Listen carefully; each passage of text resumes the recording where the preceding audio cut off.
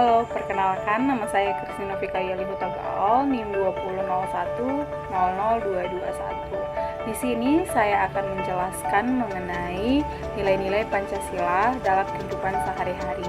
Nah, sebelumnya kita harus mengetahui dulu apa itu Pancasila. Jadi, Pancasila itu merupakan suatu dasar yang sangat fundamental bagi negara kesatuan Republik Indonesia yang mempersatukan sekaligus bintang penuntun atau light star yang dinamis yang mengarahkan bangsa dalam mencapai tujuannya.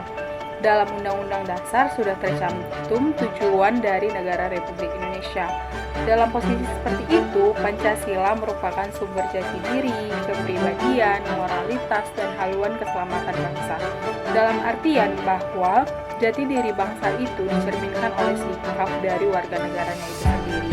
Nilai-nilai moralitas maka diatur dalam Undang-Undang Negara Republik Indonesia yang tidak melanggar dari Pancasila itu sendiri. Nah, negara Indonesia dengan demikian memiliki landasan moralitas dan haluan kebangsaan yang jelas dan visioner, suatu pangkal tolak dan tujuan pengharapan yang penting bagi keberlangsungan dan kejayaan bangsa. Namun, dalam beberapa riset dan penelitian masih ditemukan kasus-kasus yang melanggar nilai-nilai Pancasila.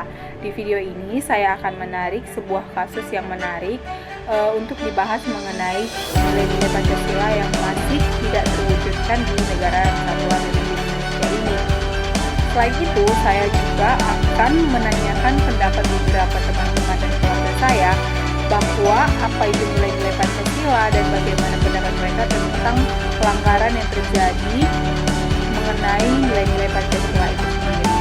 Nah, sebelumnya saya akan menjelaskan dan memberitahukan video tentang nilai-nilai Pancasila yang terkandung dalam setiap sila. Sila pertama. Pada sila pertama, ketuhanan yang Maha Esa, nilai-nilai yang terkandung dan bisa diterapkan dalam kehidupan sehari-hari diantaranya adalah 1. Beribadah sesuai keyakinan masing-masing. 2. Saling menghargai agama dan kepercayaan orang lain. 3. Menghormati pemeluk agama lain. 4. Memiliki rasa toleransi yang tinggi antar umat beragama. Sila kedua. Pada sila kedua, kemanusiaan yang adil dan beradab. Nilai-nilai yang terkandung dan bisa diterapkan dalam kehidupan sehari-hari diantaranya adalah 1. Enggak membeda-bedakan antar sesama manusia. 2. Saling tolong-menolong antar sesama. 3. Bersikap terenggang rasa. 4. Saling menghargai pendapat orang lain. Sila ketiga. Pada sila ketiga, Persatuan Indonesia. Nilai-nilai yang terkandung dan bisa diterapkan dalam kehidupan sehari-hari diantaranya adalah 1. Mencintai tanah air dan turut serta melestarikan warisan budaya. 2. Mengharumkan nama bangsa Indonesia. 3. Menjaga hubungan baik dengan setiap warga meski berbeda bahasa, suku, agama, dan lain sebagainya. 4. Mengutamakan kepentingan bersama-sama. Sila keempat. Pada sila keempat, kerakyatan yang dipimpin oleh hikmat kebijaksanaan dalam pemusyawaratan perwakilan. Nilai-nilai yang terkandung dan bisa diterapkan dalam kehidupan sehari-hari diantaranya adalah 1. Mengambil keputusan dan menyelesaikan persoalan dengan musyawarah sampai bertemu kata mufakat. 2. Gak memaksakan kehendak terhadap orang lain saat sedang berdiskusi. 3. Menerima keputusan dari hasil musyawarah dengan lapang dada. 4. Menjalankan hasil musyawarah sesuai kesepakatan bersama. Sila kelima. Pada sila kelima, keadilan sosial bagi seluruh rakyat Indonesia.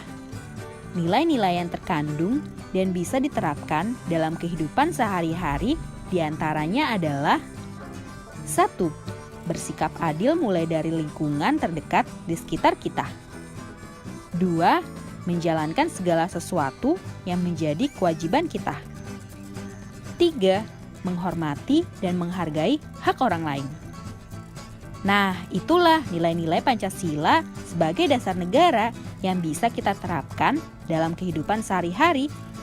Nah, setelah mengetahui nilai-nilai Pancasila yang terkandung dalam setiap silanya, baru saya akan membahas mengenai kasus yang terjadi di Indonesia mengenai pelanggaran nilai-nilai Pancasila itu sendiri. Kasus apa yang akan saya bahas? Di video kali ini saya akan membahas salah satu kasus yang sering tidak menjadi prioritas, namun belum mencapai visi nilai-nilai Pancasila. Berdasarkan laporan data box hasil riset kesehatan dasar atau Riskesdas Kementerian Kesehatan 2018 menunjukkan bahwa 17,7% bayi usia di bawah 5 tahun atau balita masih mengalami masalah gizi atau malnutrisi. Angka tersebut terdiri atas balita yang mengalami gizi buruk sebesar 8,9% dan yang menderita gizi kurang sebesar 13,8%. Ini menginterpretasikan kegagalan dalam negeri dalam perwujudan nilai-nilai Pancasila.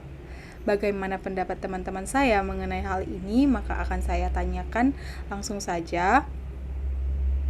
Saya Niyarta Gloria Purba. Kasus gizi buruk tentu dilatar belakangi oleh beberapa faktor, utamanya adalah ketersediaan bahan pangan seperti beras. Indonesia yang menyandang gelar negara agrikultur nyatanya masih melakukan impor besar-besaran untuk menyanggupi kebutuhan beras di Indonesia. Jika memang perhitungan data produksi pangan tersebut benar, semestinya Indonesia memiliki surplus beras sebanyak 6 juta ton sehingga pemerintah tidak perlu mengimpor beras. Pemerintah harus mampu meyakinkan masyarakat, terutama para petani, bahwa masa depan pertanian sangat vital, yang menjadi tulang punggung ketahanan pangan nasional. Adanya pemahaman yang mendalam akan hakikat kedaulatan pangan sebagai jawaban nyata atas tekanan yang sedang dihadapi saat ini. Visi ketahanan pangan harus mampu mewujudkan kedaulatan pangan. Ketahanan pangan nasional harus bisa melepaskan diri dari ketergantungan impor pangan dari negara-negara lain. Nah, jadi apa sih sebenarnya kaitannya dengan nilai-nilai Pancasila? Saya Hana Sinaga. Menurut saya idealisme Pancasila dalam paradigma nasional mendasari berbagai perumusan aturan perundang-undangan yang nilai intrinsik atau nilai dasarnya terpancar dari pasal-pasal Undang-Undang Dasar 1945 dan nilai-nilai instrumentalnya terpancar dari berbagai aturan perundang-undangan. Sebagai jabaran Undang-Undang Dasar yang telah didiskusikan dengan perkembangan lingkungan, tak terkecuali ketika membahas tentang kebijakan atau aturan perundang-undangan tentang ketahanan pangan, tentunya aturan tersebut tak pernah lepas dari nilai-nilai Pancasila. Dengan demikian, nilai-nilai kemanusiaan yang termuat dalam Pancasila melekat dalam ketahanan pangan. Secara eksternal juga, memang harus ada ketersediaan pangan di dunia. Namun, secara internal juga harus kuat kedaulatan pangan nasional. Begitu pula nilai-nilai bangsa yang berdaulat dan berkeadilan, yang kesemuanya merupakan cerminan dari landasan nilai-nilai yang terkandung dalam ideologi Pancasila, harus mampu mengisi dan diimplementasikan dalam setiap misi pembangunan seperti kebijakan ketahanan pangan. Terima kasih. Saya Alfredo Sinaga.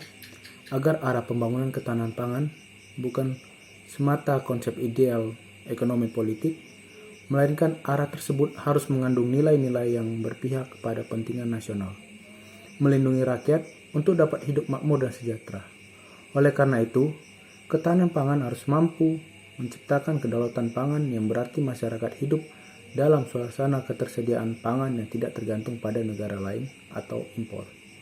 Sebagai hak rakyat untuk menentukan kebijakan dan strategi atas produksi, distribusi, dan konsumsi pangan yang berkelanjutan, dan menjamin hak atas pangan bagi seluruh penduduk bumi. Maka, kedaulatan pangan benar-benar dapat dijadikan tolak ukur guna menguji sampai sejauh mana kebijakan ketahanan pangan nasional dapat diwujudkan dalam kehidupan keseharian masyarakat. Setelah menanyakan pendapat dari beberapa teman dan kerabat saya, maka saya bisa menyimpulkan bahwa pelanggaran dari nilai-nilai Pancasila itu sendiri masih banyak terjadi di Indonesia. Salah satu kasusnya saja adalah malnutrisi. Kenapa malnutrisi itu bisa disebut sebagai kasus pelanggaran nilai-nilai Pancasilanya, artinya bahwa kasus malnutrisi yang masih besar terjadi di Indonesia, terutama di Indonesia bagian timur, yaitu Papua, masih sangat tinggi, apalagi balita. Ini dalam artian bahwa penyebaran dari konsumsi terutama bahan pangan di Indonesia belum merata. Artinya bahwa keadilan belum seluruhnya ditegakkan. Artinya bahwa banyak pihak yang masih sewenang-wenang dan menyalahgunakan kekuasaan mereka.